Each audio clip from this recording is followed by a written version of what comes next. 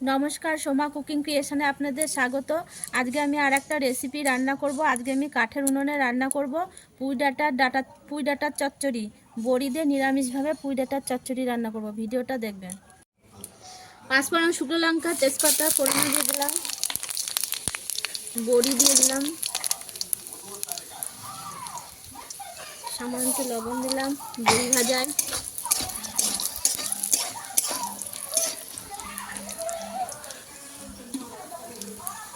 কাঁচা লঙ্কা চেরা, সবজিগুলো দিয়ে দেবো,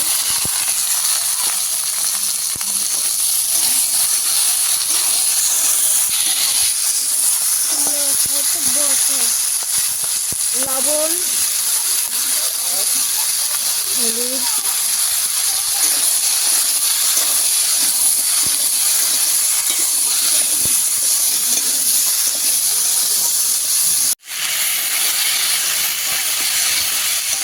ভালো করে পুঁই ডাঁটাটা ভেজে নেবো। সবজিগুলো ভালো করে ভাজবো। ভাজতে ভাজতে অনেকটা নরম হয়ে যাবে সবজিটাকে ভালো করে ভেজে নিয়েছি। সবজিটা সুন্দর করে ভাজা হয়ে গেছে। এবার জল দিয়ে দেবো।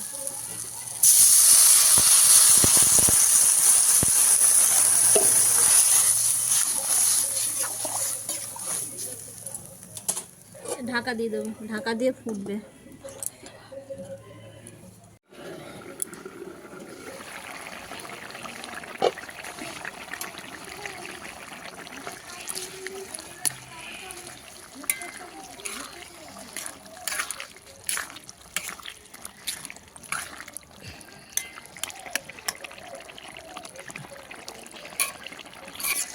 সবজির সব ঝোলটা দেখো একদম শুকিয়ে নিয়েছি, মাখো মাখো হয়ে গেছে।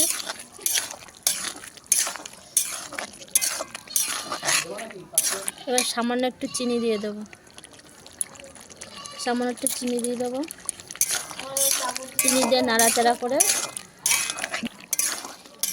নিরামিষভাবে পুঁই ডাঁটার তরকারিটা আমার রান্না হয়ে গেছে। এবার নামিয়ে নেব। নিরামিষ পুঁই ডাঁটার তরকারিটা নামিয়ে নিয়েছি।